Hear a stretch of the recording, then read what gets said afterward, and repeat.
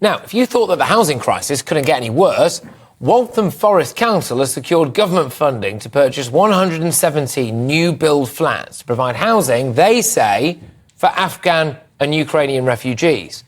Well, £15 million in government funding will be allocated for the refugee housing and an additional 38 million quid in borrowing to buy 2 more blocks. This, surely, is utterly ridiculous. I mean, how much is this thing going to cost us? Well, that amount of money that I've just said there. But obviously this initiative is the council's dedication to addressing the refugee crisis, right? But at what cost? And Brits can't apply for this, can they? Shouldn't they be focusing maybe on some of their own residents' needs?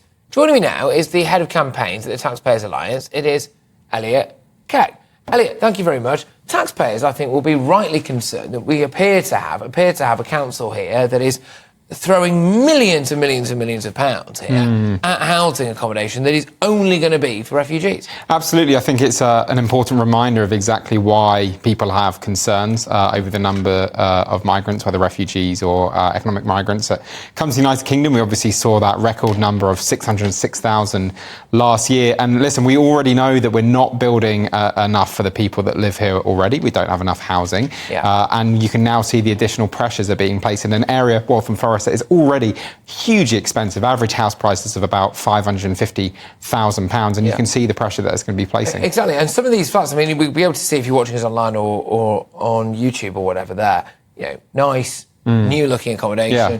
If you were to sell those on the open market, you get about £300,000 per lot. Yeah, I think looking at that was also reduced market rate as well. That was 20% reduction, so it would probably actually be higher at the full market rate. Yeah, and the idea that people who've just arrived in this country could get those, I think, in the middle of a housing crisis, seems a bit unfair. There's a real question about whether this is the best way to manage refugees that come into the country. Obviously, we do have a responsibility to those that can't afford accommodation and to those that we've granted that refugee status, but whether or not giving them actually pretty prime real estate in one of the most expensive boroughs in the country, probably an area that actually, if they're on very low incomes, if they have very little money, they're going to find it quite difficult to live in because, you know, the prices of whether it's the pub, the restaurant, the supermarket is going to be higher than elsewhere in the country. And I think we do need to look again about whether this is the best way to do this. Also interest rates as well. So let's just say that Waltham Forest Council decides to borrow £38 million in the current economic climate. Yeah, absolutely.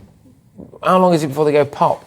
Well, it's a good question, and we've seen the government have given them a grant of £15 million, and they should be using that for the purpose that it's been given, which is to house refugees. But to have to borrow an extra £38 million suggests that actually it's not affordable, and we should be looking at whether or not these refugees could be housed elsewhere, maybe places with lower housing costs, maybe places where there's gaps in the labour market and where actually these refugees might have a better opportunities in life. People used to laugh and sneer, didn't they, when people would stand up and say, you know what, you've got more chance of getting a house in this country if you get on a dinghy and you come across from France. And actually, you look at things like this and you think you probably do. Yeah. Actually.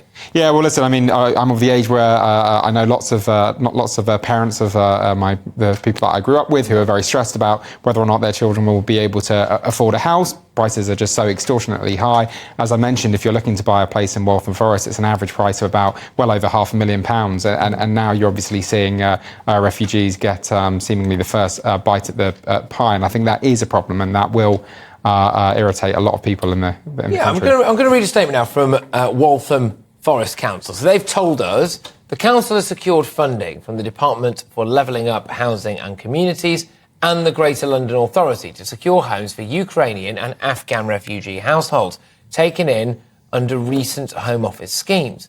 The funding will secure new properties for the council. No one already on the housing waiting list will lose their place. Fine, but I don't think that means that they're going to be housed there, though, does it? But there we go.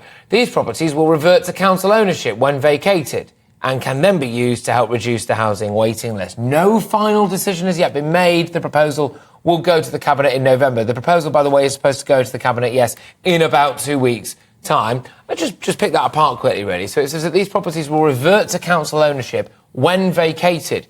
Well, I mean, if you are a Ukrainian or an Afghan refugee who's just been given a free, pretty much, £300,000 or £400,000 prime bit of real estate in arguably the best city in the world, I mean, I'm not sure that you'd vacate that quickly, would you?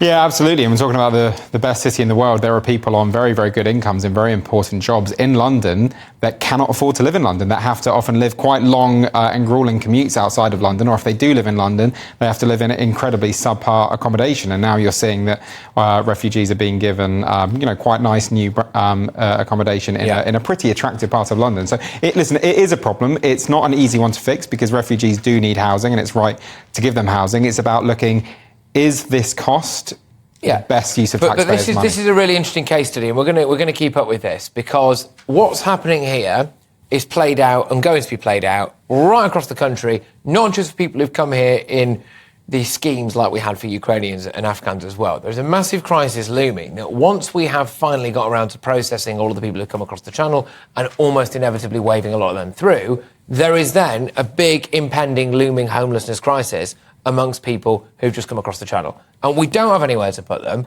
and so we're going to need to end up doing things like this. And I regret to say that in a year, 2 years, 5 years' time, we're going to be sitting here talking about billions and billions and billions of pounds of taxpayers' money that has only been spent trying to house people who've either entered this country illegally initially or come through schemes, whilst, unfortunately, other people will just have to suck it up. And they'll say, you won't be booted off the housing waiting list. Well, fine, but you're not going to be booted up here, are you, with this? But look, thank you very much. It's been great to have you on the show, of course. I'll chat to you again very, very soon.